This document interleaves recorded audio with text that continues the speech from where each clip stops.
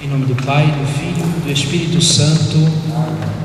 Vinde, Espírito Santo, enchei os corações dos vossos fiéis e acendei neles o fogo do vosso amor. Enviai o vosso Espírito e tudo será criado e renovareis a face da terra. Oremos.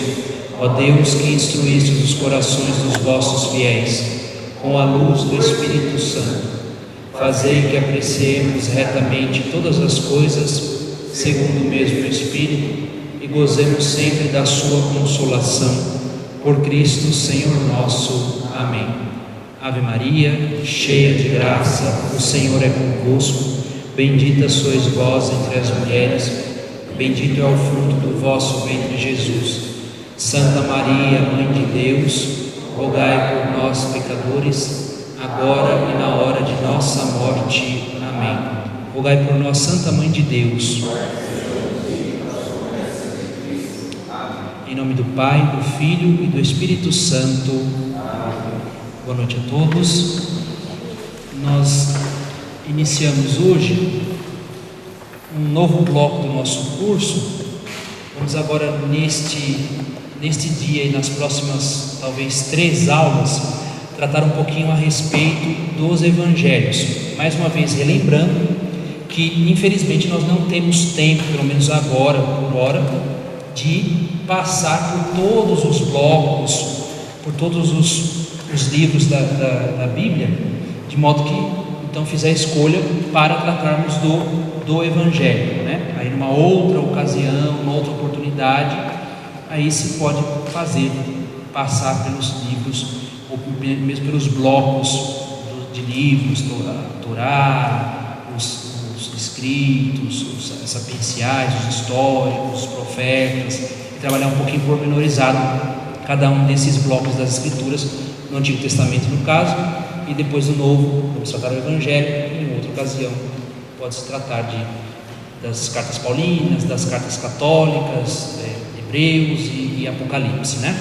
Mas nós vamos agora nessas próximas aulas tratar um pouquinho a respeito do Evangelho, que forma o núcleo das Sagradas Escrituras, porque trata de modo especial da vida e das palavras de nosso Senhor Jesus Cristo. Por isso é o núcleo, como nós ouvimos já, o Evangelho é o núcleo, porque uma vez que trata das obras e palavras de Jesus Cristo, e Jesus Cristo é o centro, a chave pela qual se interpreta toda a Escritura, então é o Evangelho, o núcleo, o grupo de escritos centrais das Escrituras, das Sagradas Escrituras, né?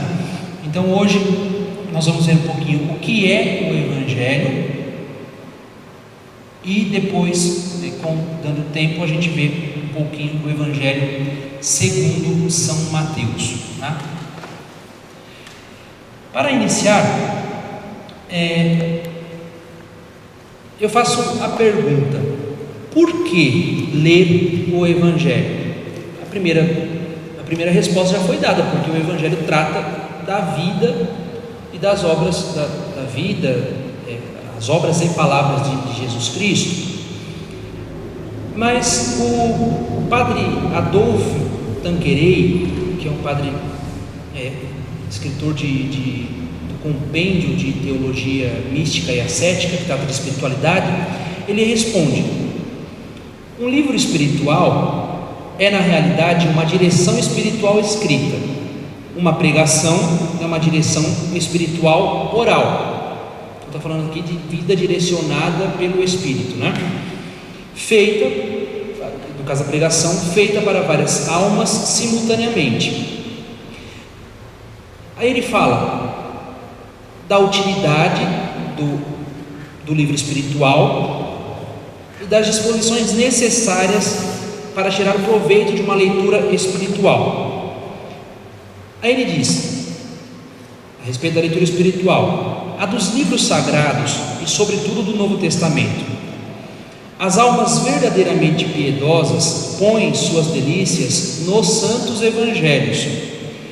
Neles elas encontram os ensinamentos e exemplos de nosso Senhor. Então veja aqui aquilo que a Dei Verbo diz: Jesus fala por palavras e obras, ensinamentos e exemplos. Não há coisa melhor para formá-la em uma piedade sólida, sem mais nem mais eficaz, para movê-las a uma imitação do Divino Mestre. Então ele está dizendo aqui da excelência do Evangelho. Pela leitura do Evangelho como um livro que dá direção para uma vida segundo o Espírito Santo, nós temos a alma forjada para imitar a Jesus Cristo. É esse o objetivo da leitura do Evangelho, para que imitemos a Jesus Cristo. Por acaso, poderíamos compreender em que consiste a humildade, a mansidão, paciência, a tolerância para com as injúrias, a virgindade, a caridade fraterna levada ao sacrifício de si mesmo, se não houvéssemos lido e meditado os exemplos e ensinamentos de nosso Senhor sobre essas virtudes? Então o que estão querendo estar dizendo aqui? Que para termos uma vida virtuosa, uma vida que é direcionada para Deus, é necessário imitar a vida de Jesus Cristo. É Ele, verdadeiro Deus e verdadeiro homem, que é o modelo excelente de homem, de ser humano. É certo que os filósofos pagãos, em particular os estoicos, haviam escrito belas páginas sobre algumas delas, das virtudes. Se a gente for ver sobre as virtudes, a gente encontra algo na filosofia. Mas quão distantes estão esses esboços literários do tom persuasivo do Divino Mestre? Com efeito, nos primeiros, ou seja, na filosofia,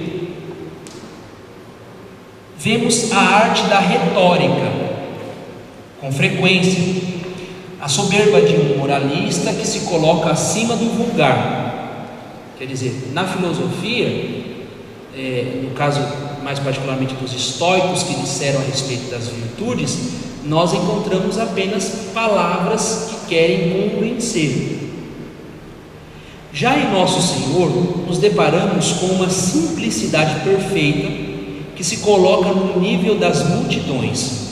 Destarte, pratica o que ensina e busca, não a sua glória, mas a daquele que o enviou, a glória do Pai. Mas além disso, as almas devotas consideram que cada afirmação e cada obra do Mestre encerra uma graça especial que torna mais fácil o exercício das virtudes relacionadas com o que leem. Ao ler os Evangelhos, tais almas adoram o Verbo encarnado.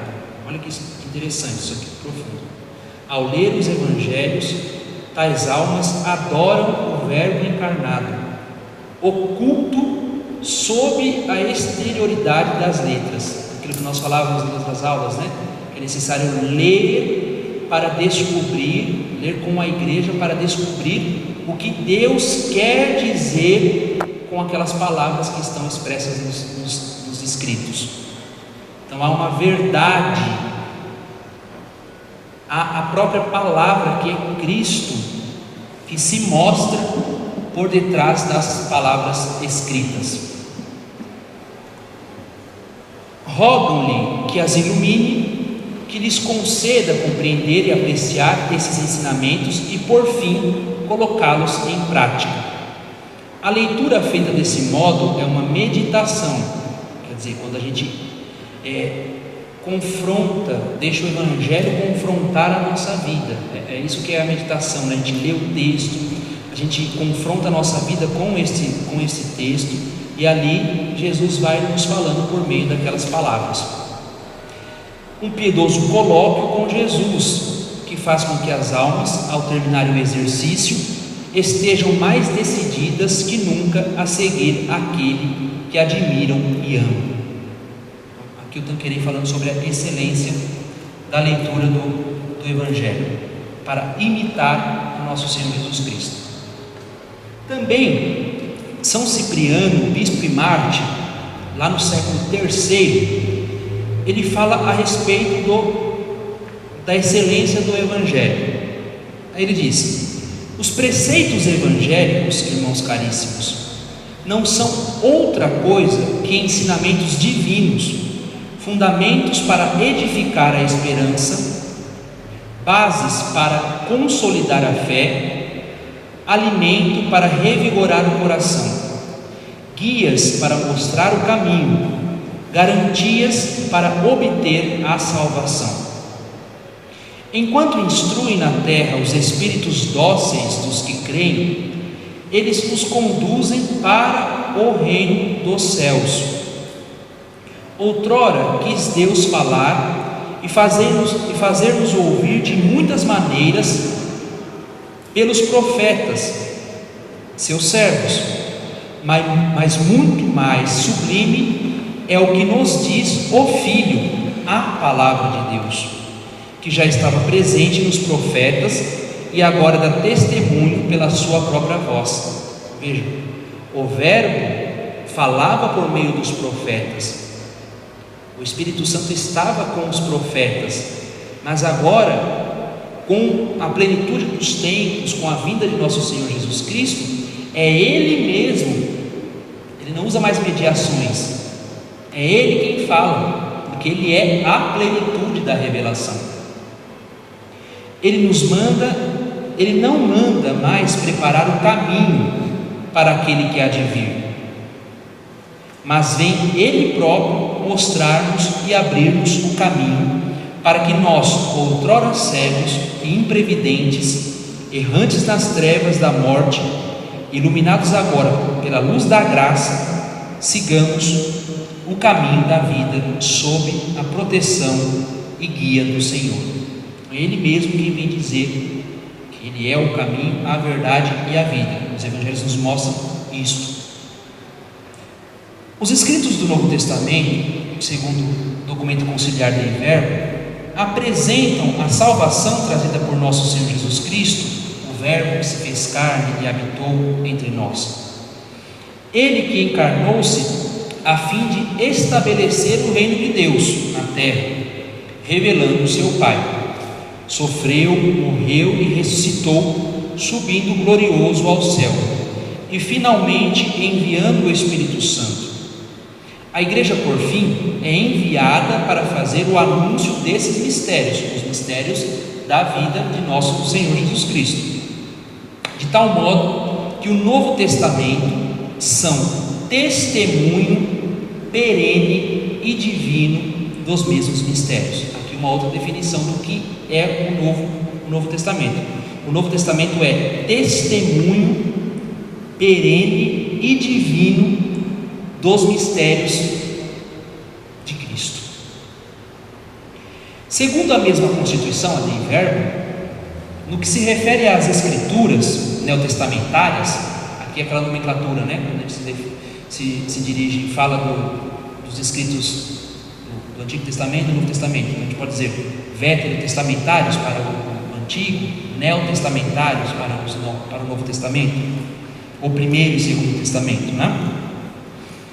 Segundo a mesma Constituição dogmática da Verbo, no que se refere às escrituras do Novo Testamento, tem os evangelhos o primeiro lugar. Então veja, o centro do evangelho é definido, o evangelho como centro das escrituras é definido pela própria igreja, que diz: tem os evangelhos o primeiro lugar, enquanto são o principal testemunho da vida e doutrina do Verbo encarnado, nosso Salvador.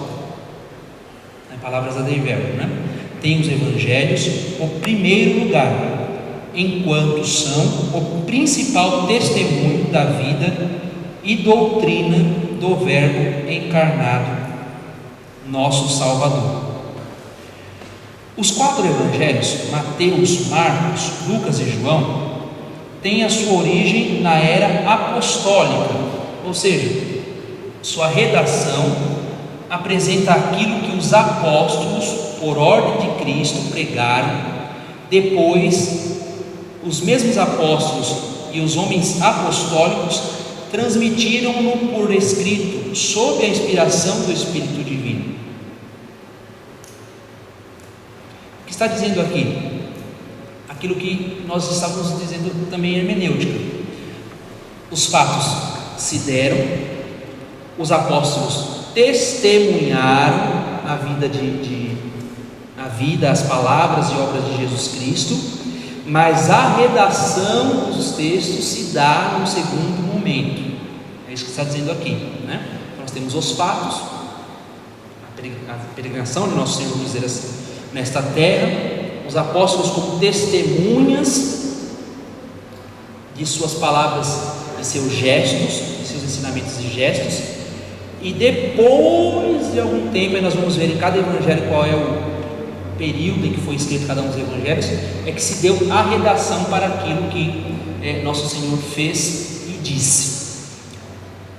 Isso é justificado a partir daquilo que diz um dos 4 evangelhos no finalzinho, no evangelho de João. Muitas outras coisas aconteceram que não estão escritas aqui. Quer dizer, muitas coisas aconteceram com Jesus Cristo, mas algumas dessas muitas coisas que aconteceram estão contidas nos evangelhos. Quer dizer, pode ter acontecido coisas na vida de Cristo que não tenha sido relatado, mas a maioria, grande parte, foi relatado pelos evangelistas, né? O parágrafo 19 da Dei Verbo atesta o caráter histórico dos evangelhos. Então, os evangelhos não são contos, né? Mas eles são históricos, diz o documento. Vou ler na íntegra.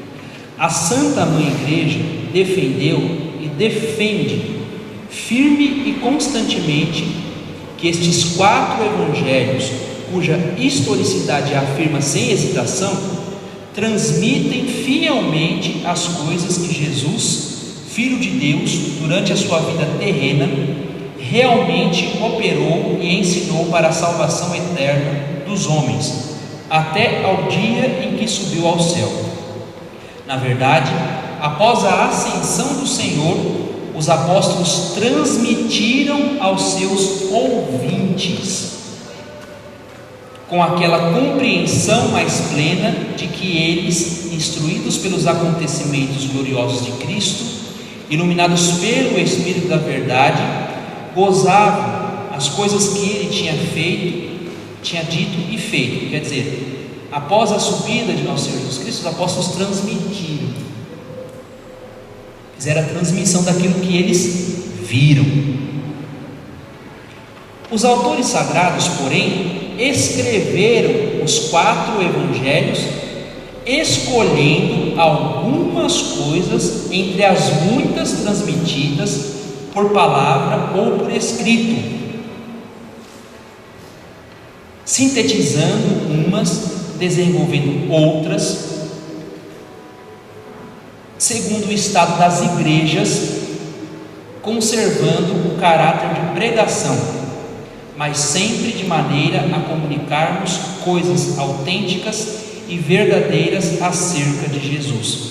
Veja que aqui o documento fala que os apóstolos sintetizaram umas, desenvolvendo outras, segundo o estado das igrejas. O que quer dizer esse segundo o estado das igrejas? Quando a gente escuta o Evangelho, a gente escuta assim: Evangelho cata Mateus, Evangelho segundo Mateus, Evangelho segundo Lucas, segundo João, segundo Marcos. Por que aparece este segundo fulano? Porque quando nós falamos de autoria do Evangelho, nós estamos falando sim de uma pessoa que leva o nome daquele texto, como redator daquele texto, Mateus, Marcos, Lucas, João, mas mais do que um autor, existe uma comunidade na qual o autor está presente e ele sintetiza aqueles mistérios da vida de Cristo que são importantes para aquela comunidade. Quer dizer, a comunidade ouve a pregação daqueles acontecimentos da vida terrena de Cristo, e algumas palavras, alguns gestos falam de um modo mais forte àquela comunidade. Por isso, por falar mais forte aquelas palavras, aqueles gestos, àquela comunidade, é que o autor redige o texto. Quer dizer, vejam aqui a importância da comunidade no desenvolvimento das Escrituras, porque é a comunidade, a experiência da comunidade que vai ser sintetizada, que vai ser descrita e apresentada a toda a igreja. Por isso que o Papa Bento XVI diz na Verbum Domini que a igreja é o lugar de interpretação das Escrituras, justamente porque é na igreja que os textos são formados. Por exemplo, o Evangelho de Marcos, quando nós formos ver, ele apresenta um contexto em que a comunidade marcana, a comunidade em torno do apóstolo, do evangelista Marcos, está com medo. E o o texto vai mostrar isso, um certo receio a respeito da vivência cristã. Por quê? Porque o período em que se deu a redação do Evangelho de Marcos, segundo Marcos, era um período de perseguição dos cristãos. Já era um período ali um pouco conturbado de confusões com os judeus, né? Então a comunidade tem um certo medo ali, aquela comunidade dos apóstolos em torno de Marcos tem dos discípulos tem um certo medo, né? Aqui eu tomei cuidado um pouquinho para falar a respeito de apóstolo e evangelista, porque nem todos os evangelistas foram apóstolos, né? Por exemplo, Marcos não foi um apóstolo, mas ele recebe de alguém aquilo que ele escreve. Então, o que ele sabe de Cristo, Marcos, por exemplo, se dá a partir dos testemunhos de São Pedro. Então, foi Pedro quem disse a Marcos, né? Então, Marcos era um discípulo de Pedro, né? Isso nós veremos depois com um pouquinho mais de detalhe quando vamos tratar dos evangelhos. Com efeito, continua Dei Verbo, quer relatassem aquilo de que se lembravam e recordavam, quer se baseassem no testemunho daqueles que desde o princípio foram testemunhas oculares e ministros da palavra, fizeram sempre com a intenção de que conheçamos a verdade das coisas a respeito das quais fomos instruídos. Até aqui tudo bem? Muito confuso isso aqui? Alguma pergunta até aqui? Não? Podemos continuar? Entendida a importância do Evangelho, a sua centralidade no Novo Testamento, agora vamos passar a uma compreensão do termo Evangelho. Então aí, Evangelho é um termo grego, Evangelho é um termo que o cristianismo se utiliza do grego. Quer dizer, para os gregos, evangelho significa uma boa notícia trazida por um arauto. Alguém anuncia uma boa notícia. Então, o cristianismo se apropria desse termo grego para falar de uma boa notícia a respeito da vida de Jesus Cristo. Tal notícia, isso ainda no contexto grego, tá? Não para a gente ainda, não para o cristianismo. Tal notícia é dada a alguém que precisa dela, sendo básica e imediata. Então, o evangelho para os gregos é uma notícia dada a alguém que precisa de uma boa notícia, dada imediatamente de uma maneira simples, de uma maneira básica. Agora, no cristianismo, por sua vez, ela designa notícias acerca de Jesus Cristo, não sendo uma simples biografia, mas, como já dito, uma notícia que traz escondida em si uma teologia. Então, os evangelhos trazem teologias, quer dizer, compreensões a respeito de Deus, mais que uma biografia, que deve ser transmitida. Então, uma boa notícia que deve ser transmitida a muitas pessoas. O termo evangelho aparece pela primeira vez no cristianismo na carta de São Paulo, na primeira carta de São Paulo aos Tessalonicenses, capítulo 1, versículo 4. Então é bom a gente dar uma olhadinha lá, né, para provar na Bíblia, né, como dizem os protestantes. Então, 1 Tessalonicenses, capítulo 1 ao 4. Aí, em 1 Tessalonicenses, capítulo 1, versículo 4, aparece pela primeira vez o termo evangelho dentro do contexto das primeiras comunidades. Sempre lembrando que a redação das cartas paulinas ela se dá em primeiro do que o evangelho. Quer dizer, muito provavelmente os evangelhos tenham sido influenciados por aquilo que São Paulo escreveu às comunidades, tá? Porque o primeiro que ganhou redação foram as cartas paulinas. O evangelho vem em um contexto posterior, né? Então, os evangelhos são escritos posteriormente aos escritos paulinos. Sempre lembrando também que nas escrituras todos passaram por um processo de transmissão e depois de redação, depois foram redigidos, com exceção das cartas de São Paulo. As cartas de São Paulo já foram escritas e endereçadas à comunidade, não passaram por um processo de transmissão oral, tá? Então vamos lá, 1 Tessalonicenses, capítulo 1, versículo 4. Alguém, por favor, leia aí.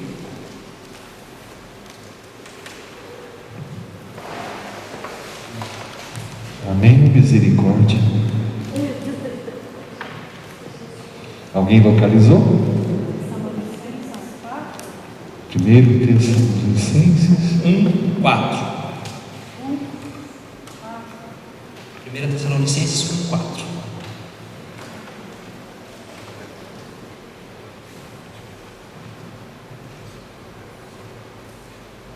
Sabemos, irmãos, amados de Deus, que sois eleitos.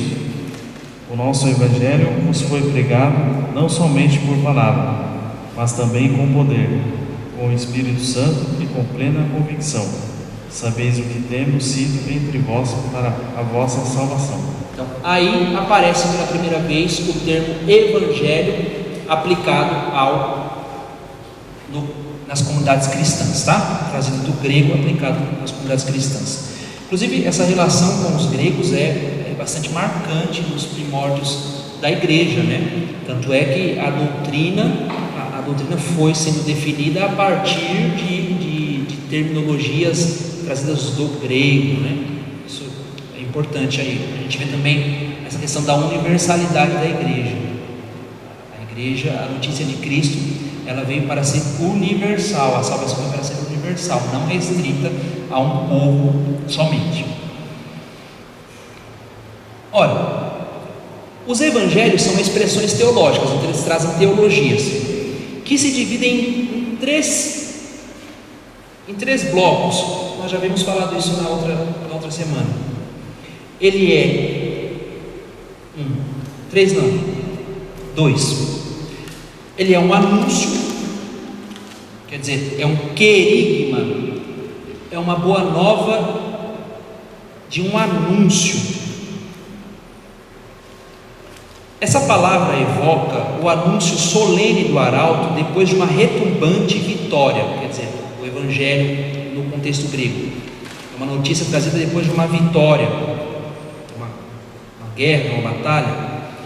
A espontaneidade e a difusão rápida de um acontecimento o grifo forte para tornar pública oficial a notícia, que todo o povo de Israel fique sabendo com certeza que Deus tornou, aí já aplicado ao contexto cristão, Deus tornou Senhor e Cristo aquele Jesus que vocês crucificaram, libertando-o das cadeias da morte.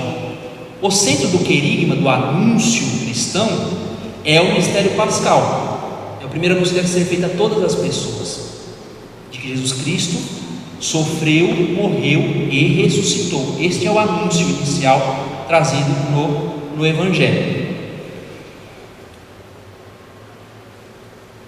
O centro do querigma, então, desse anúncio trazido no Evangelho é o mistério pascal, que registra um juízo diferente e uma atitude diferente em relação a Jesus. Deus o ressuscitou, o homem matou o autor da vida. Isso se repete nos Atos dos Apóstolos e no conjunto das cartas de São Paulo.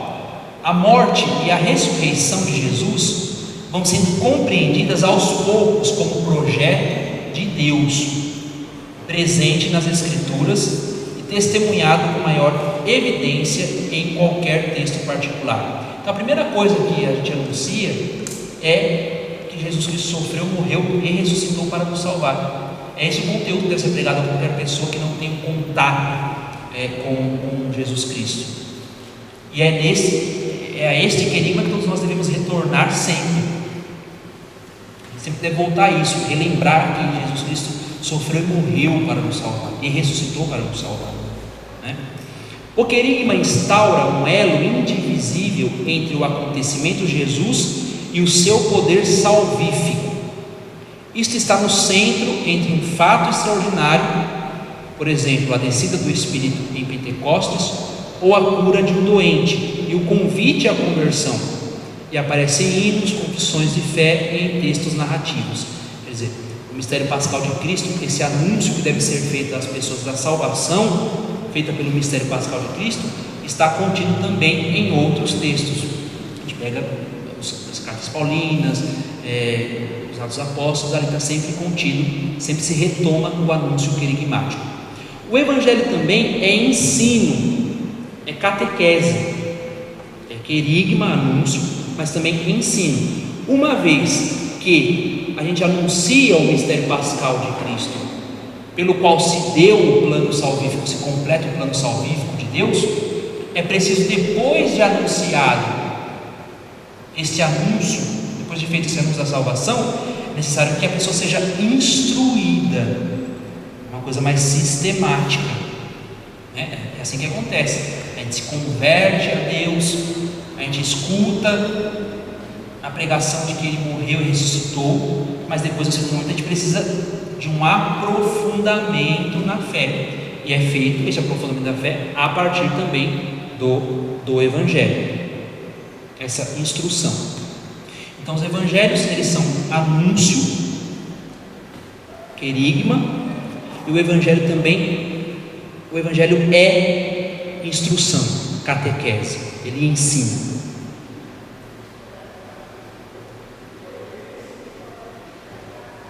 Sobre a redação dos Evangelhos.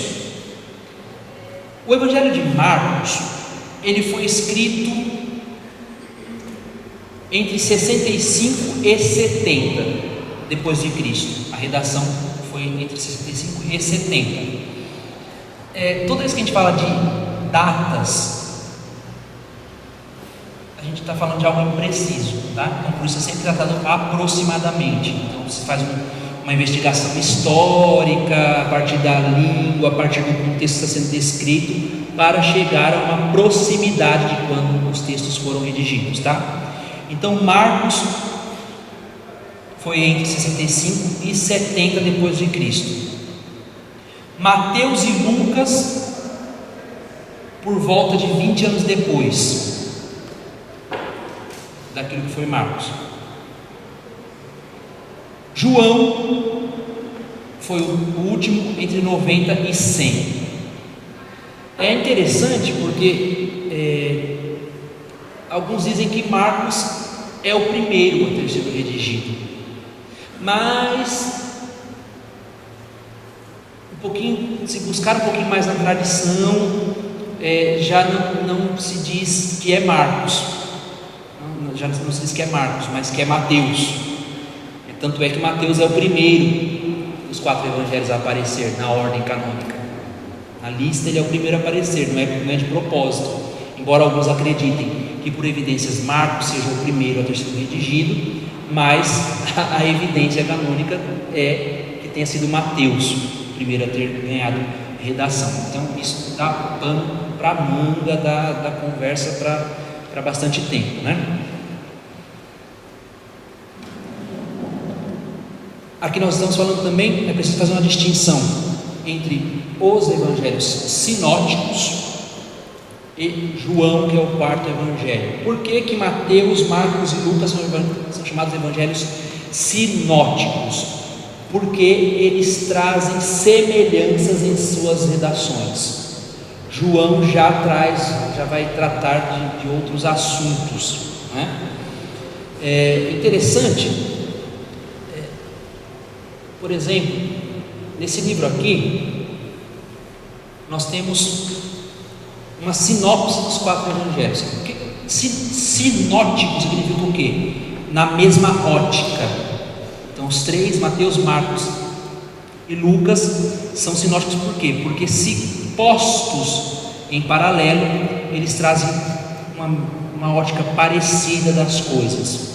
Este livro aqui, ele traz uma sinopse dos 4 evangelhos, quer dizer, ele traz um quadro comparado aos 4 evangelhos. Aí dá para perceber como que é tratado, ele traz em paralelo os temas dos 4 ou dos 3 sinóticos. De vez em quando aparece João, mas também de vez em quando aparece um texto das cartas paulinas, onde aparece um tema semelhante nos sinóticos, né?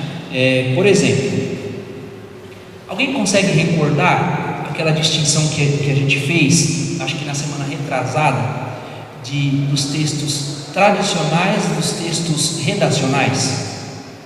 Qual é a distinção de um para o outro?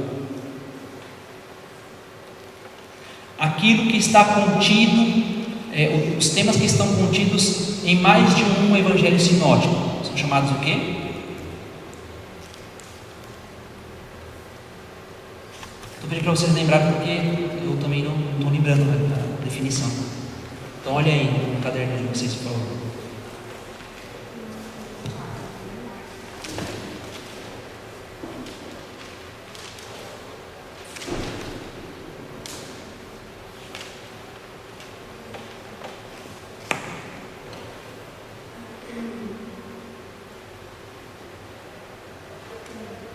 Pode colar.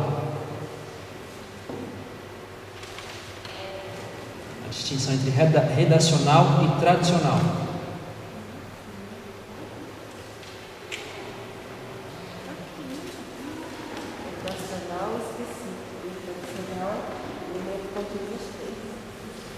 Redacional é aquilo que está contido em um evangelista.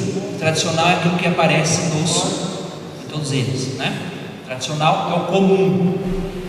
Isso na mesma ótica é comum. E redacional é aquilo que é específico do evangelista, certo? Aqui tem vários exemplos. Fale um evangelho aí, por favor. De um tempo.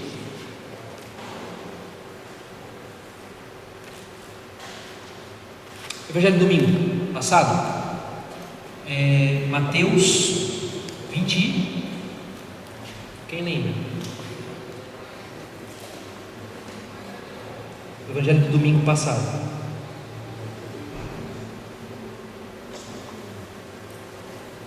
Falava do que? Da vinha.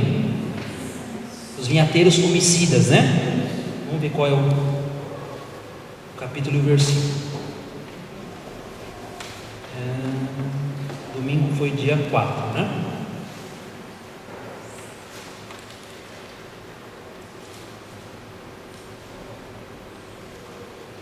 Acho que 21 ou 23 o capítulo.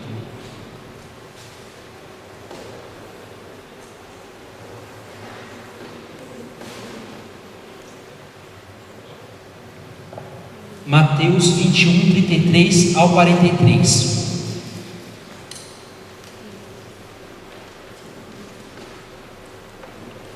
Mateus 21, 33 ao 43.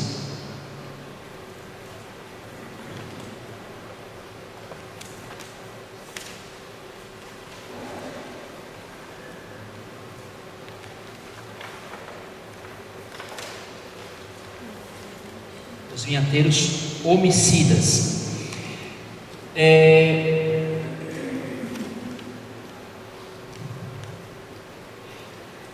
Quando a gente tem um bloco temático, este bloco temático nós chamamos perícope. O que é perícope? É uma unidade literária, quer dizer, é um bloco em que aparece um determinado tema. Na Bíblia a gente tem dividido essas perícopes por subtítulos, né? Então eles são perícopes, unidades literárias.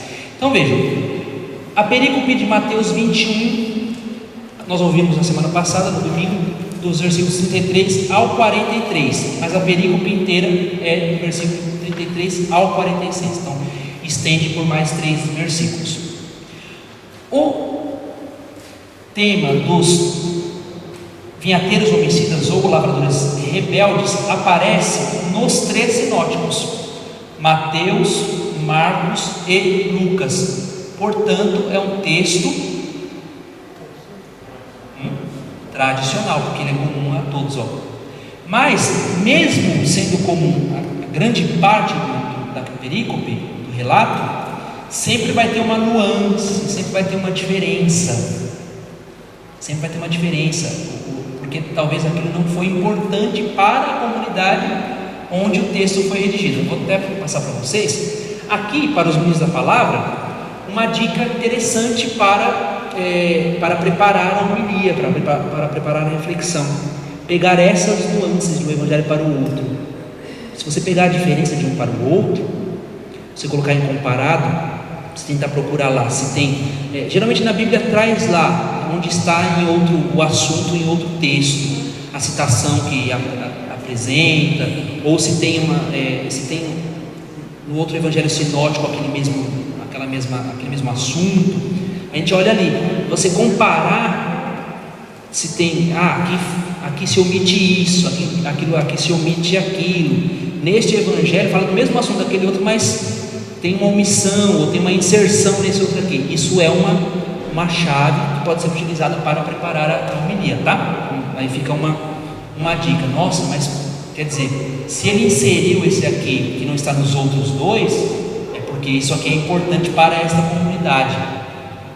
Um exemplo que eu gosto é das tentações de Cristo. As tentações de Cristo, Lucas 4, as tentações de Cristo.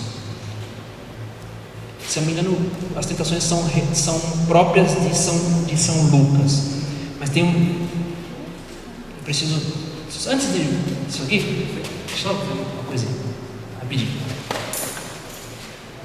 para ilustrar melhor.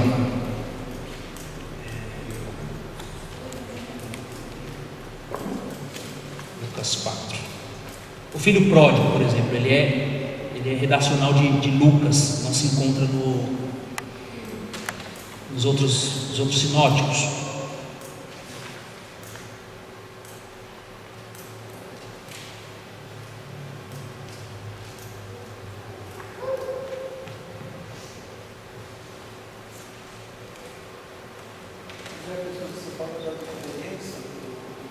Calma aí,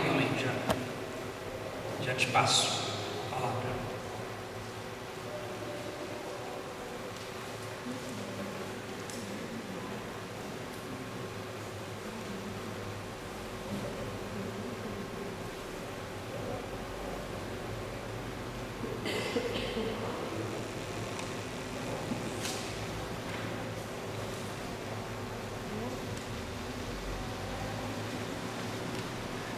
A tentação, por exemplo, a tentação de Cristo, ela aparece nos 4 evangelhos, até em João aparece alguma coisa, mas Marcos, por exemplo, ele tem um versículo para falar das tentações de Cristo, enquanto Mateus fala do 1 ao 11, Lucas do 1 ao 13, quer dizer, o Marcos omite aquela parte em que o demônio leva Jesus para fazer a tríplice tentação, né?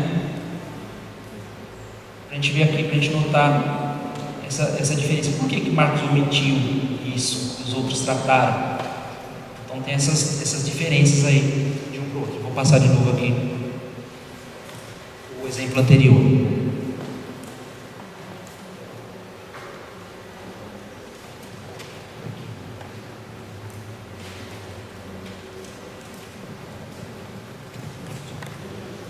Queria que você explicasse mais ou menos quando você fala assim que ele omite, né, essa parte. Por que ele omite? Porque não é interessante, ou para quem ele está falando, naquele momento, não é cabível. Essa mudança que a gente vê nos 4 evangelhos, tem alguns falam, não sei se são coisa sentimental, que não sei como ele vai escrever, se ele coloca o sentimento dele com relação ao que está acontecendo. E você vê os evangelhos com algumas diferenças. É uma coisa pessoal de cada um, ou é a realidade que eles estão falando, que nem no caso aí que você falou. O medo é o sentimento humano do medo, né? Então eles se colocam, os evangelhos, como eles são seres humanos, eles se colocam nesse momento o seu sentimento naquilo que ele está escrevendo, ele se expressa, porque ele está falando com a comunidade, então ele tem que saber lidar com essa comunidade. É mais ou menos isso, a gente vê essa diferença. O evangelista coloca no papel, vamos dizer assim, né? A gente está falando de papiros, né? Mas o evangelista dá redação àquilo que toca em específico o contexto da comunidade. Não é que é mais interessante ou menos interessante, porque para aquela comunidade, aqueles mistérios da vida de Cristo, aquelas palavras e aquelas obras tocam o contexto, tocam a vida daquela comunidade. Isso aqui é para a gente entender o quê? Que a vida de Cristo, as suas palavras, os seus gestos devem incidir na nossa vida. É aquilo que o Tanqueray e o São Cipriano dizia, né? Elas são normas. A vida de Cristo é norma para a nossa vida, para que nós imitemos as suas virtudes e cheguemos à salvação. Quer dizer, então para a comunidade, aquela palavra, aquele gesto tocavam mais profundamente. Então o evangelista dá redação àquilo que faz sentido, aquele mistério que faz sentido para aquela comunidade. Então é isso. Então, marca, a comunidade está vivendo ali, e aquele mistério de Cristo, aquelas palavras, aqueles gestos, né, tocam de algum modo a vida interna da comunidade. Por isso que o evangelista da redação é sempre esse movimento. Faz sentido para a comunidade, o evangelista escreve. Tá? Quando também nós falamos dessa questão dos sinóticos, nós precisamos falar de uma teoria chamada teoria das fontes.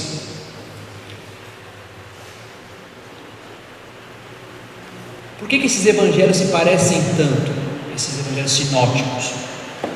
Existe uma teoria das fontes, ou em alemão, Quelle, fonte Quelle.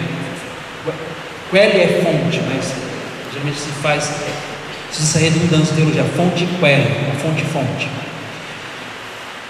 Então existe uma teoria das fontes, as fontes que inspiraram os evangelistas, né? No entanto, tem alguns versículos que não tem em Marcos, mas que tem em Mateus e Lucas, cerca de 220 versículos estão em Mateus e Lucas que não estão em Marcos. Esses dados aqui é só para a gente ter uma noção, tá? A gente precisa ficar preso a isso. A fonte não é tão importante para nós. O que é importante é o quê? É a interpretação que a igreja faz dos evangelhos. As fontes só para a gente saber que existe essa teoria, tá? Enquanto, aqui neste caso, dessa diferença entre Mateus e Lucas para Marcos, verifica-se a questão das duas fontes, quer dizer, Mateus e Lucas seriam fonte para os outros evangelhos, tá? Enquanto que a dependência de Mateus e Lucas em relação a Marcos se diz a tradição da tripla fonte, ou a chamada fonte Q. Essa fonte Q é uma fonte hipotética, postulada pela maioria dos estudiosos para explicar o que anteriormente foi denominado dupla tradição, ou seja, a concordância que há nos materiais encontrados em Mateus e Lucas e que não se encontram em Marcos. Isso se faz porque várias vezes, tanto Mateus quanto Lucas omitem certas passagens encontradas em Marcos. E mais, a princípio, Mateus e Marcos não se encontraram jamais. Logo, não é tão plausível dizer que haja coincidência, mas sim uma fonte comum, a saber, a fonte Q, a fonte Queller. A fonte Queller, se diz, é normalmente um documento reconstituído grego. O que é reconstituído? Não é o original, mas ele foi reconstruído a partir de papiros encontrados, tá? Onde se constatariam algumas coisas escritas sobre o próprio Jesus. Não se acredita que só existia uma cópia da fonte Q, mas sim algumas, várias em circulação. Só para a gente saber como se daria essas fontes do Evangelho. Marcos teria influenciado, teria sido fonte para Mateus e Lucas. Deixa eu desenhar aqui, mas dá para perceber, né? Dá para imaginar. Marcos teria sido a fonte de Mateus e Lucas, e a fonte Queller seria também fonte para Mateus e Lucas.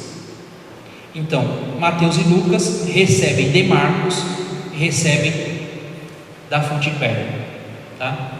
Então, aquilo que não está, para ficar mais claro, aquilo que não está em Marcos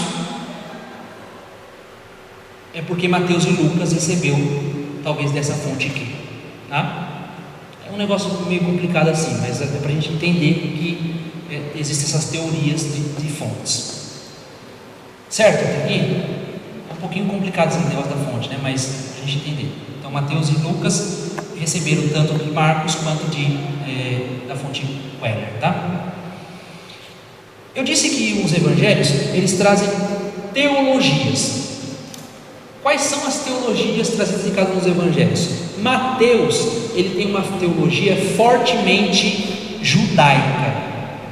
Quer dizer, Mateus vai dar uma ênfase ao aspecto, vamos dizer assim, judaico de Cristo. Ele vai enfatizar, não que ele vai falar só disso, mas ele vai enfatizar essa dimensão judaica de Cristo. Marcos, por sua vez, a teologia é uma teologia profética. Então, Marcos vai tratar mais do tema do Jesus profeta, o Messias profético. Lucas tem uma teologia da humanidade de Cristo. E João, por sua vez, da divindade. Então, essas são as teologias mais presentes no Evangelho, nos 4 Evangelhos. Repetindo, Mateus, uma teologia judaica; Marcos, uma teologia profética; Lucas, uma teologia humana; e João, uma teologia da divindade. Quer dizer, são as ênfases que os evangelistas dão a Jesus. Tudo bem? Agora, vamos ver se dá tempo aí, mais uma meia horinha? Pode ser? Estão cansados já? Não? Então vamos lá. Sobre o Evangelho de Mateus. A primeira coisa a respeito do Evangelho de Mateus, a questão da autoria. Foi o apóstolo Mateus? Lembrando que apóstolo e evangelista só foram Mateus e São João, né? Marcos e Lucas são apenas evangelistas, não tiveram contato direto com Jesus. Mas Lucas foi apóstolo foi discípulo de Paulo. Marcos, em primeiro momento, foi apóstolo, foi discípulo de Paulo, foi seguidor de Paulo, e depois passou a seguir, a ser seguidor, a ser discípulo de São Pedro. Tá? Então, quem escreveu? De quem é a autoria? Então, tem essas contestações também, se foi realmente o apóstolo Mateus quem escreveu o Evangelho segundo Mateus. Foi ele? Foi outro judeu? Porque, lembra, o acento do Evangelho de São Mateus é um acento judaico. Tanto é que na estrutura, nós vamos ver daqui a pouco, é uma estrutura marcantemente judaica, que faz referência, inclusive, aos 5 livros do Evangelho de Mateus fazem referência aos 5 livros da Torá. Foi o primeiro Evangelho traduzido para o hebraico, para a língua de Jesus. Então veja-se como ele é marcado fortemente pelo judaísmo, né? Então, sobre a autoria, ela é atribuída pela tradição, pelos padres da igreja, ao apóstolo, que era antes cobrador de impostos. Mateus, antes era Levi, né? Onde a gente pode ver essa afirmação? De onde os padres tiram essa afirmação de que a autoria do Evangelho segundo Mateus é do apóstolo São Mateus? Mateus 9,9, vamos lá, Mateus 9,9.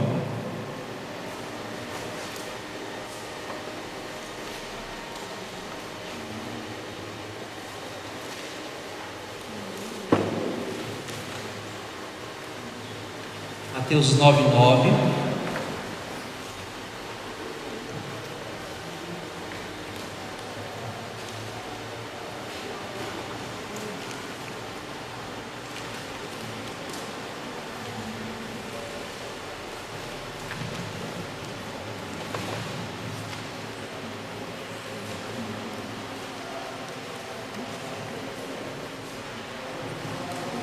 Mateus 9,9.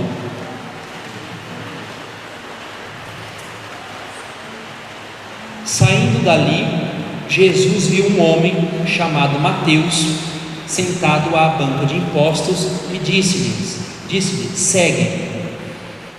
Ele se levantou e o seguiu. Aqui nós temos um relato do quê? Dentro daquela questão do gênero literário, temos um relato de vocação, uma estrutura de relato de vocação. Então aí Mateus falando de si mesmo. Saindo dali, Jesus viu um homem chamado Mateus sentado à banca de impostos e disse-lhe: segue-me. Ele se levantou e o seguiu. Marcos 2, 13 e 14.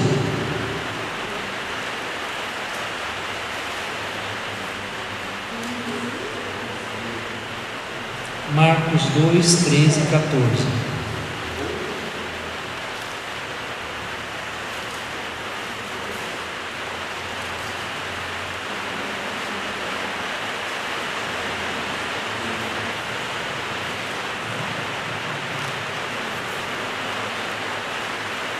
Jesus saiu de novo para a beira do mar.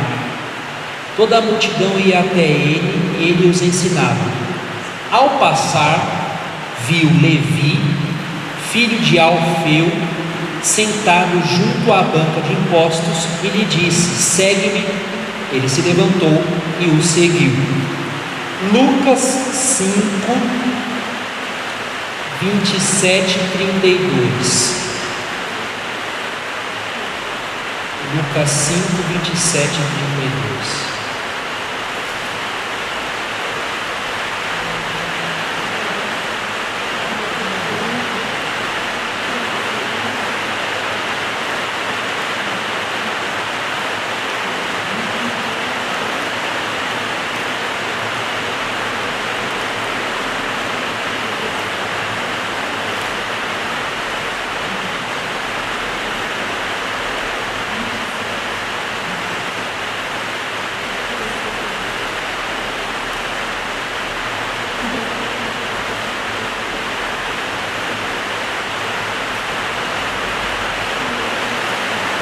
Lucas 5, 27 e 32. Uma diferença da tradução de vocês para a minha tradução? Eu vou ler de novo. Saindo dali, Jesus viu um homem chamado Mateus, sentado à banca de impostos, e disse-lhe: segue-me. Ele se levantou e o seguiu. Se alguém tiver algo diferente, por favor, peço que leia.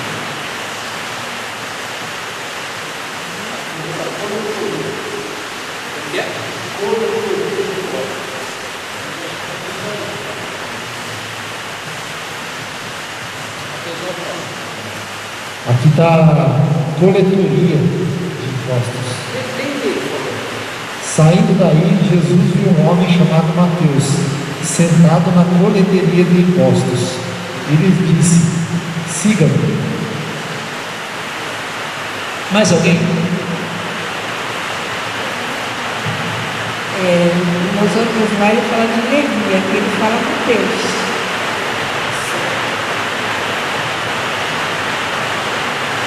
Mais alguém?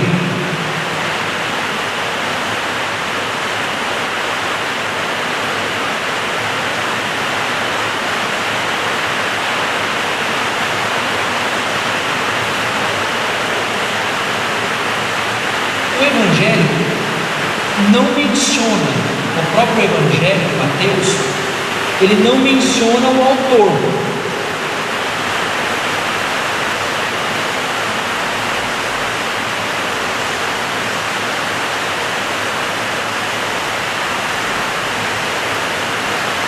Por que o evangelista não menciona o seu autor?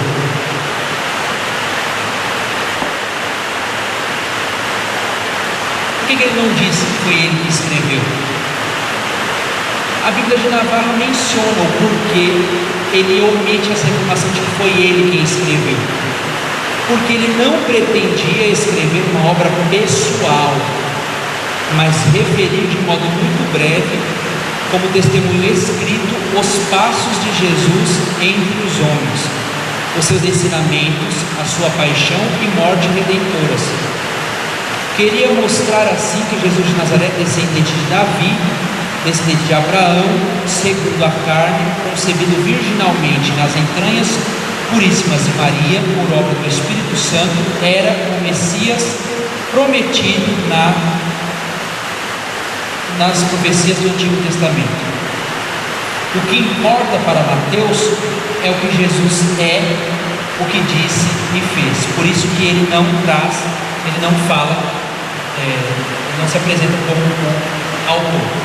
Também na tradição nós temos afirmação ainda de Pápias no século II, 130, que fala que Mateus é o autor da obra.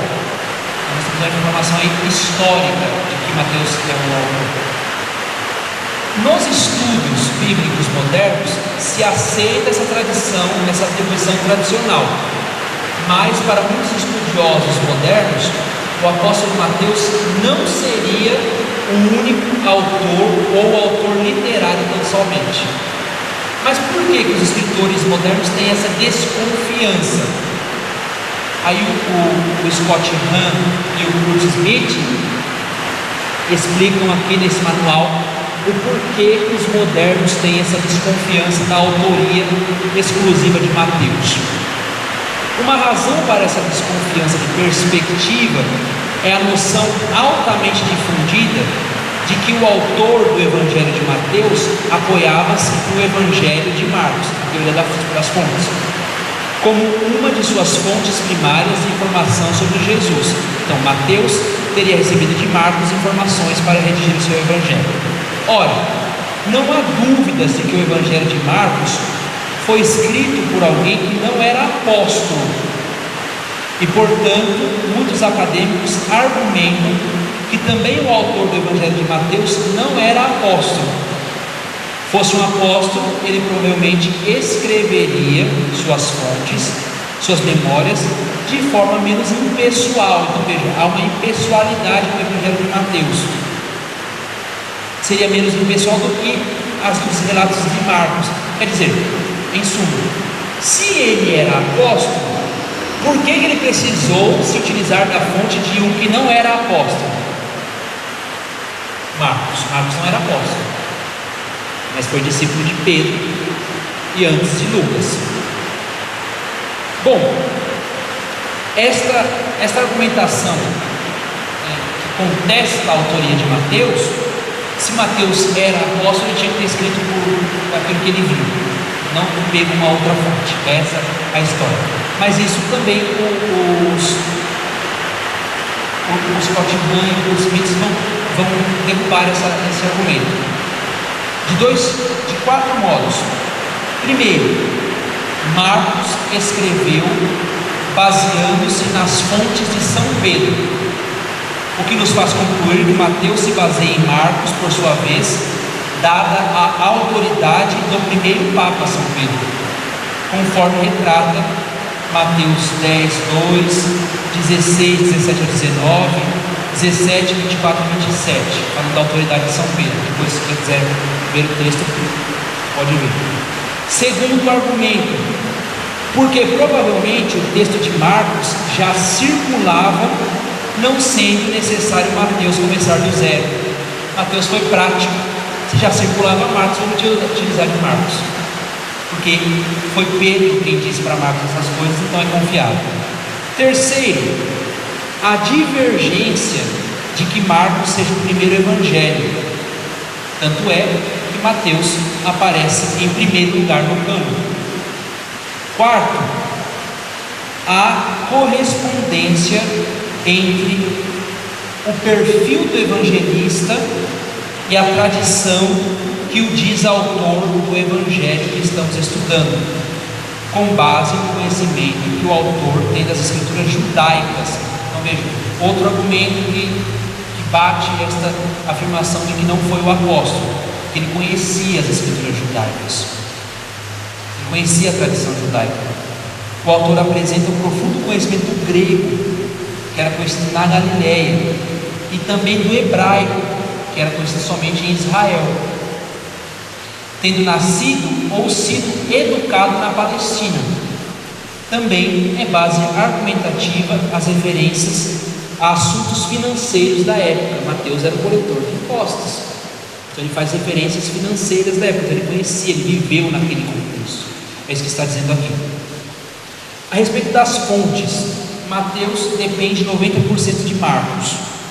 Então 90% do que Mateus traz, ele pega de São Marcos, enfatizando, por exemplo, a descendência davídica de Jesus.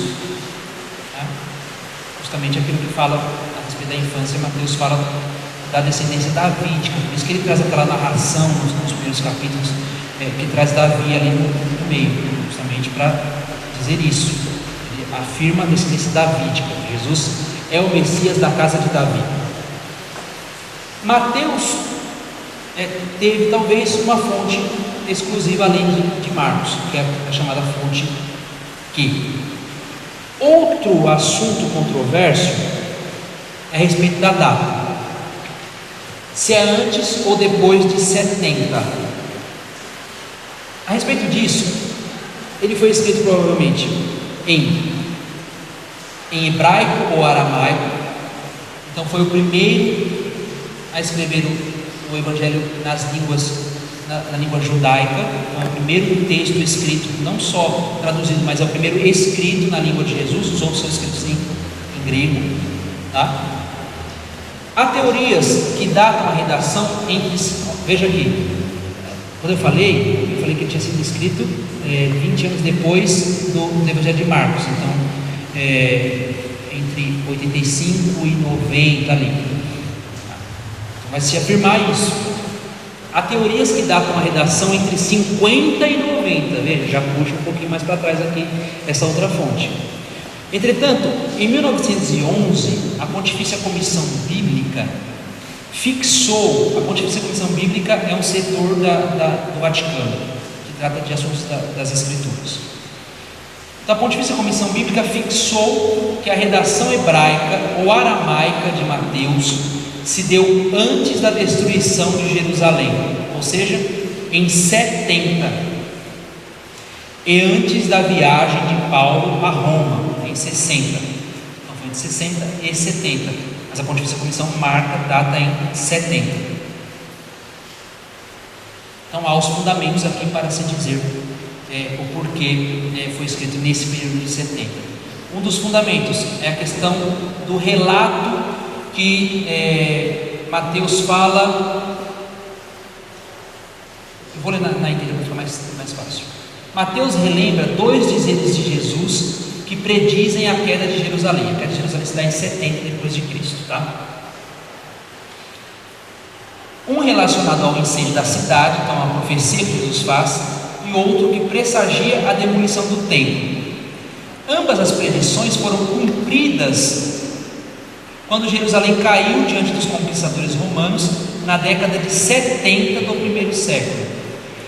Significantemente, não há indicação alguma no Evangelho de que essa catástrofe já tinha ocorrido, ainda que Mateus faça sempre questão de enfatizar o modo como os eventos do passado têm uma significância duradoura para a igreja de seu tempo. Aqui é o que atesta. Mateus se refere aos saduceus por 7 vezes, o que é mais do que outros evangelhos juntos. Os outros evangelhos falam 2 vezes dos saduceus, aquele ramo dos sacerdotes, né?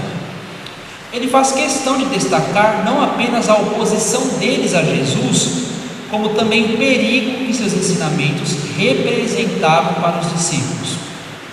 Presumindo que Mateus, ao escrever, estava atento à condição de seu público, é razoável supor que seus leitores estivessem ameaçados pela perseguição e pela propaganda dos saduceus, cuja oposição ao cristianismo está historicamente documentada no Novo Testamento.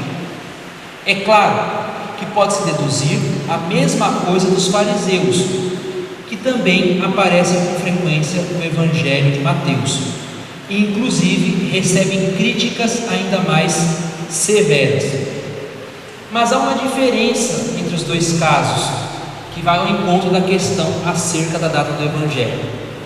Enquanto os fariseus tratavam conflitos com a igreja ao longo de todo o primeiro século, os saduceus foram um problema a ser considerado apenas entre as décadas de 30 a 70 do mesmo século, já que tal facção fora inteiramente dizimada na conquista romana de Jerusalém. Veja, não há como então haver discordância da redação de 70, justamente porque o evangelista traz fatos que corroboram para que o texto tenha sido redigido neste período. Para quem Mateus escreve? Mateus escreve para a comunidade judaica, então está no contexto da comunidade judaica. Mais uma vez, por isso que ele traz na sua estrutura 5 discursos que fazem possível referência aos 5 livros da Torá. Para ensinar o quê? Que Jesus é o novo Moisés. É o novo Moisés. Também por isso que o Evangelho de Mateus é chamado de o Evangelho do cumprimento. Se cumpre as profecias do Evangelho de Mateus. A respeito do tema, está acabando, tá? A respeito do tema, quais são os temas presentes no Evangelho de Mateus? O reino de Deus,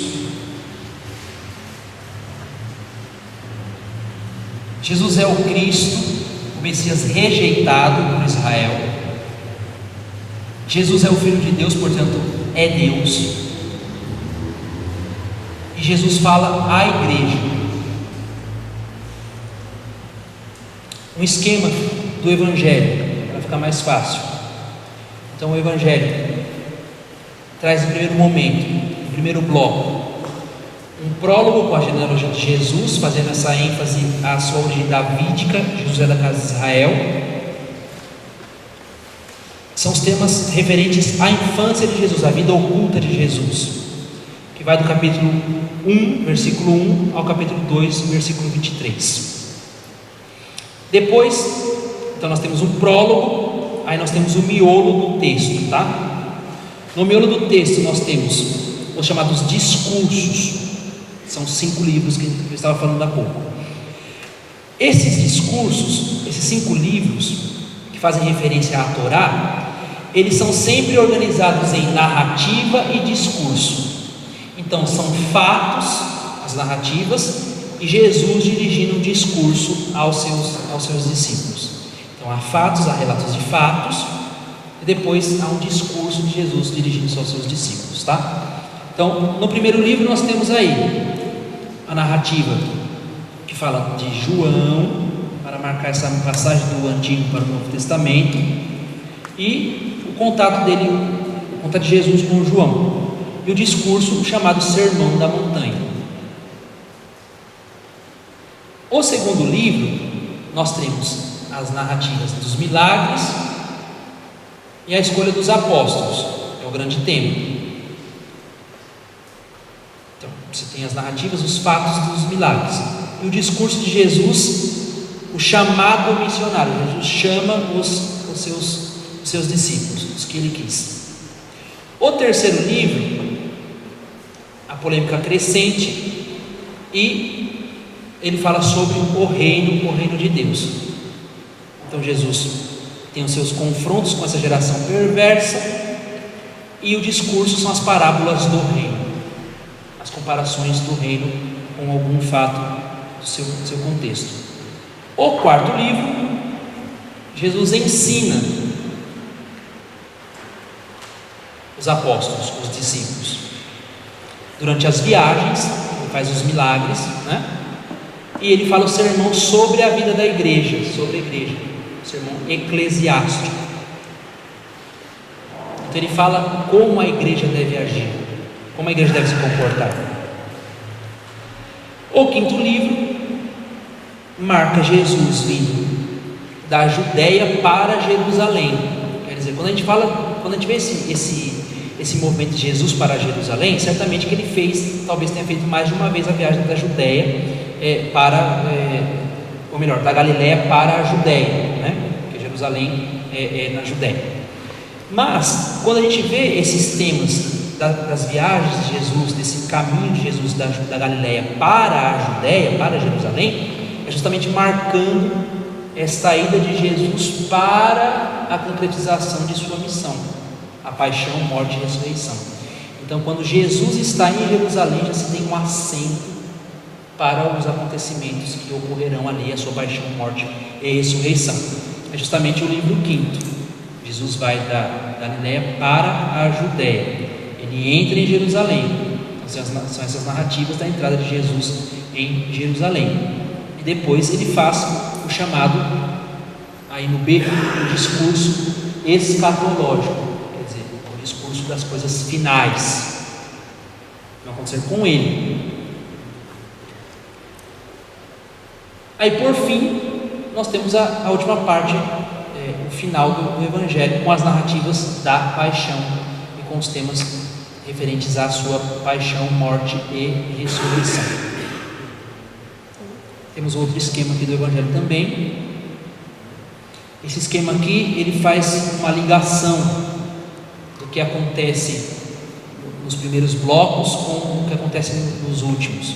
Então é interessante ver como o Evangelho ele se liga, né? Então vejam, o nascimento de Jesus e a sua infância é um tema que se liga com a sua morte e ressurreição. Então veja, são temas aparentemente opostos que acontecem na vida de Jesus. Ali ele faz um convite, se liga com a autoridade dada à igreja. Aqui Jesus é rejeitado,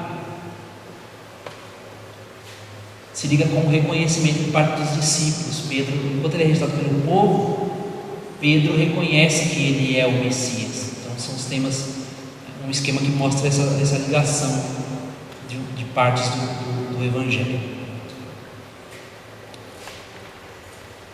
Certo? Alguma pergunta? Muita coisa, né? Bastante coisa. pergunta sobre Mateus?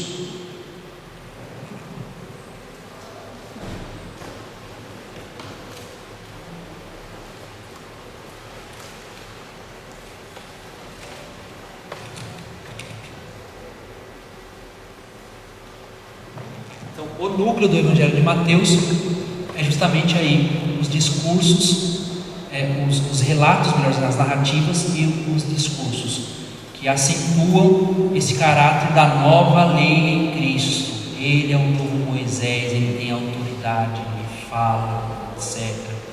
Não dá tempo da gente passar pelo livro e ver algumas coisas, mas tendo essa estrutura na cabeça fica um pouquinho mais fácil. Sobretudo vendo essa questão das viagens, ele vindo da Galiléia para a Judéia, quando aparece da Galiléia para a Judéia, a gente tem essa, vai para a Galiléia, indo para a Judéia, vai falar agora do seu mistério pascal. Então, esse é o esquema do Evangelho de Mateus aí. Certo? Você não tem... Vou mandar isso aí para vocês depois, né? Então, é isso. Aqui, eu trouxe mais a título de curiosidade. A sinopse eu já mostrei, né? Que é o quadro comparado dos evangelhos. E aqui, eu mostrei na outra semana esse aqui, né? Alguns até já adquiriram, etc. Que é o comentário do evangelho, que tem uma coleção, quase todos os textos da escritura está saindo aí, está sendo lançado. Aqui tem uma outra preciosidade. Aqui nós temos uma chamada Catena Áurea, uma exposição continuada sobre os evangelhos. O Papa pediu que Santo Tomás de Aquino comentasse o Evangelho de Mateus. Ele fez um comentário ao Evangelho de Mateus, Santo Tomás de Aquino, mas o que ele fez? Ele reuniu diversos comentários dos padres da igreja sobre Mateus. Ele compilou tudo isso e organizou. Aqui nós temos diversos comentários só sobre Mateus. Aqui é só sobre Mateus, tá? Então, o que ele fez? Ele organizou, pegou vários padres da igreja e foi organizando. Mas o mais interessante, o mais genial, como os santos são assistidos pelo Espírito Santo, o que ele faz aqui? Ele compilou de vários padres da igreja, mas quando você lê, parece que é um texto contínuo, porque ele teve o cuidado de ir pegando e ligando um comentário ao outro. Por isso que aparece aqui. Uma hora você tem o comentário de São Jerônimo, dali a pouco Orígenes, daqui a pouco Santidade de Poitiers, daqui a pouco São João Crisóstomo. Mas se você pega no texto corrido, parece que é um só texto. Veja a genialidade do cara, né? Aí ele fez, ele falou assim: não vou fazer só um comentário, não, vou organizar tudo que tem. Imagine, no século XIII, pega, organiza tudo, aí fica esse comentário belíssimo aqui, que eu gosto de usar bastante, muito bom.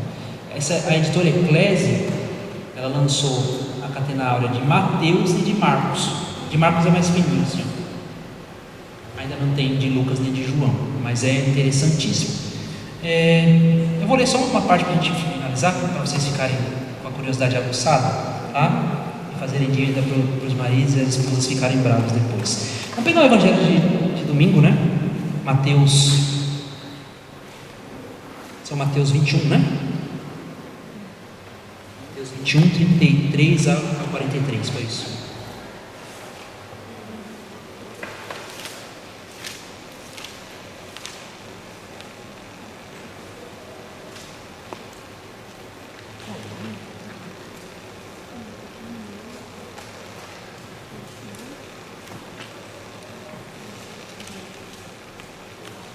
Vocês lembram qual foi o evangelho, né? Os venhateiros homicidas, então.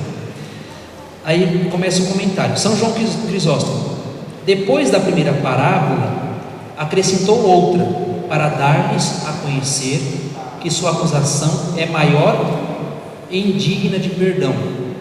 Por isso diz: ouvi outra parábola. Havia um pai de família que plantou uma vinha. Aí Orígenes: o pai de família, aqui está fazendo então aquela interpretação, né? O pai de família é Deus, que é chamado homem em algumas parábolas. Assim como quando um pai fala com seu filho pequeno de modo infantil, para descer as palavras de seu filho e instruí-lo. Aqui veja que interessante. No nosso texto, na nossa Bíblia, na nossa tradução para a liturgia, não fala de um pai, mas um homem tinha uma vinha. Veja a diferença. Aí ele comenta, usa pai por quê? Para falar que ele desce para instruir. Só passar aqui um pouquinho.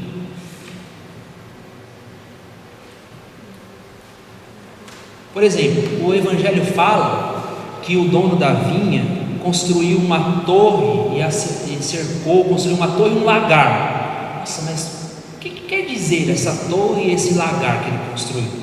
Vamos ver aqui.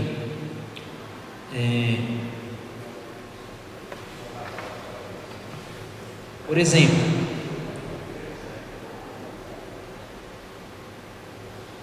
São Jerônimo, isto é, a respeito do lagar, isto é, um altar, ou aqueles lagares por cujos títulos 3 salmos designam antecipadamente os mártires. Santo Hilário, ou colocou os profetas como certos lugares nos quais, ao modo de vinho novo, desaguaria com maior impetuosidade certa abundância do Espírito Santo. Ou, Pseudo Crisóstomo diz, ou o lagar é a palavra de Deus. Uma interpretação para o lagar. Ou o lagar é a palavra de Deus que atormenta o homem, contradizendo a natureza da carne. O lagar é a palavra de Deus, ele interpreta. Ou na torre edificou a eminência da lei, que chegava desde a terra até o céu, e pela qual se podia espreitar o advento de Cristo. Veja que interessante, um padre fala que o lagar é a palavra, um outro padre fala que a torre é a lei. Quer dizer, Deus ele constituiu a vinha, e na vinha, ou seja, para o seu povo Israel, ele deu a palavra, ou seja, os profetas, e deu a lei para que eles seguissem e cumprissem a sua palavra e dessem frutos. E eles fizeram o quê? Eles voltaram as costas para a lei, não quiseram saber da lei dos mandamentos, não quiseram saber dos profetas. Por isso que eles não deram frutos, porque não quiseram saber daquilo que Deus tinha feito para eles seguirem, se instruírem, né?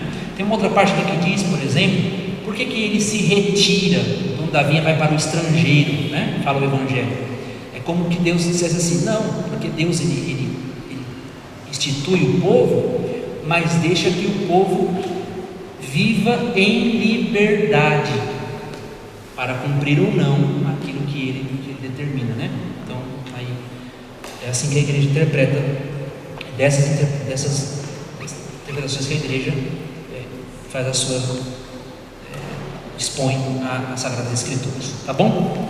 Então é isso, vamos encerrar então. Padre, o Senhor nos dá a bênção. Agradeço mais uma vez a presença de todos, a paciência, os que estão em casa também, agradeço ao Carlos pela gravação aí da nossa aula. Agora nós voltamos somente depois da festa de Fregal, né? Na vez de isso.